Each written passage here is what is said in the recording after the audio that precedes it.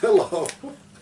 I want to again review a belief and a primary assumption can lead to a belief system where all the bones are connected together in the skeleton of a system, and then it can lead to a poisonous ideology. Now, I keep asking myself, why do people go over into a scared ideology that they're protecting a series of beliefs? Why do they get so hardened about it? Why do they get so adamant that if you don't agree with them, you are wrong? It doesn't make any difference whether it is a Mormon or a Muslim or a Christian or a Jew or a Zoroastrian or a Confucian or a Buddhist. I have my system, and it's the right one for all of humanity, they say, and that is what is true. Now, why do people fall over into this? So I have to go over into biology and think of what has come forth from human nature studies over the past centuries. And one thing that human nature has is it understands cause and effect. That if someone hits me, it will swing my head and I will hurt. There is a cause and there's effect. People learn that. If I fall down, I'm going to be hurt. If I close my eyes, I'm not going to be able to see. And so human nature understands cause and effect. And they want to understand where the world came from. What was the original cause? So if you look at philosophers, they will talk about the original cause. If you look at theologians, they will talk about creation. This is a very natural human nature option. Now, one of the places I like to go is Mesa Verde, which is in southern Colorado, southern-western corner of Colorado. It's a place that reveals what humans thought 1,000 years ago, what they experienced, what they built in terms of cliff dwellings, how they lived, how they built kivas, a circular place in the ground where they would go in. It was kind of a church, and they would gather. Sometimes there was sewing that went on in there as they made sandals or clothes out of grass or whatever, skins. But in the kiva, in this round place where they entered through a hole in the top, there was a little hole in the floor that was called the sipapu, S-I-P-A-P-U. And that is where they were understanding where people came from, where life came from. It came out of this hole, and that was the symbol that they had. So people in human nature think cause and effect, and that's a very natural response, and a religion, a belief system, and an ideology will explain cause and effect. So let's say if you believe in the free market and you move it down to it's the only truth, then you have to say that's what has saved humanity. That's the ultimate truth. That's what made America. That's what makes people solve the problem of hunger and thirst. And so, first thing about human nature is cause and effect. The second thing is that when you join an ideology, you are joining a community. And that was necessary for survival during the several 100,000 years, or a million or two, for humans as they came up the evolutionary ladder and developed a larger brain.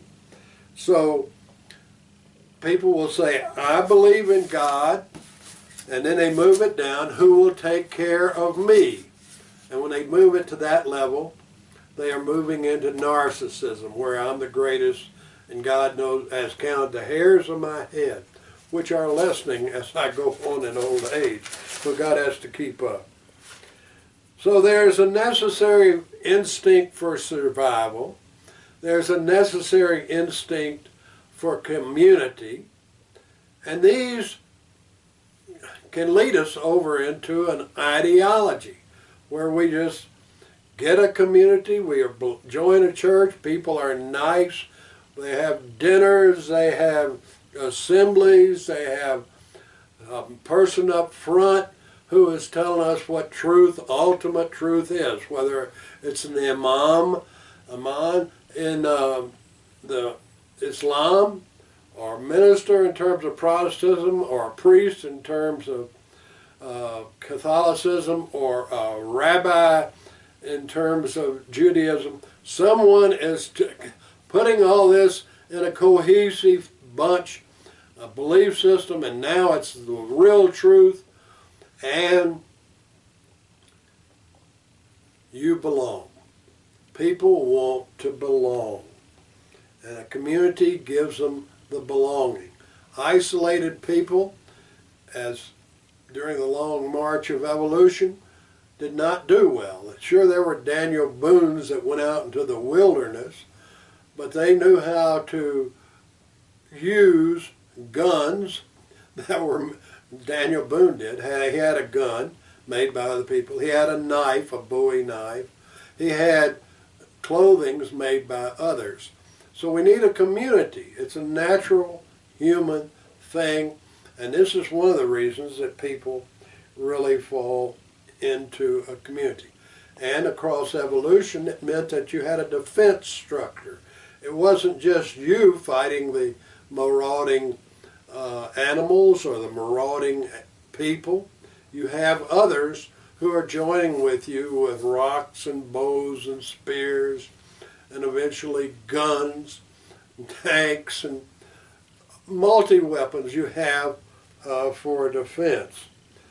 I'm going to say a fifth reason that human nature has us tend to follow ideology is that it gives certainty. We don't have to deal with a messy flux of all of life. We don't have to deal with complexity. We don't have to figure things out. Instead, the rabbi, the priest, the minister, the imam, they will tell you what truth is, and you have certainty. So you can rest assured that you are with the right group, and you get certainty. And you know, people do not like indefiniteness, uncertainty. I mean, it even says that all these markets of the world, the thing that they dislike the most is uncertainty. A sixth factor, and I've touched upon it, is that you solve the basic problem of people, and that is abandonment. You do not have to be afraid because your community, your rabbi, your priest, your imam, your teacher in Confucian, whatever, is giving you the truth. And then I want to say that there is one secret seventh factor that leads people to surrender their freedom and go over into a definite, certain, absolute ideology. And of course, if you believe in the free market, then you can say Ayn Rand says, or Milton Friedman says, or Adam Smith says, and so you get all this certainty. But one of the things that happens with this ideology is that you stay like a child. We all know that humans, to survive, are dependent when they're born. They're dependent in the womb. They're dependent on being delivered out of the womb. They're dependent on a parent or some caretaker watching over them, making sure they're fed and clothed and warmed and safe. And from the first 18 years, or even if you just count the first dozen years, we are dependent creatures. And that has a lingering effect. You don't need to know Freud to know that. You just need to observe people. that they go into an ideology and they surrender their freedom, their individuality to that particular system. So this is my human nature lecture, and I agree that there are tendencies within, instincts for survival, instincts for community, instincts that we have within us that makes us want to join a group that has all the answers. So when I become a free market fundamentalist, or evangelical fundamentalist, or a Jewish Orthodox, or a person who joins a group like Al-Qaeda, or living in a ghetto in one of the cities of the country, of cities of America, you join a gang. And they have a system worked out. So from human nature, there are these impulses that make us want to avoid individualism and figuring things out on our own.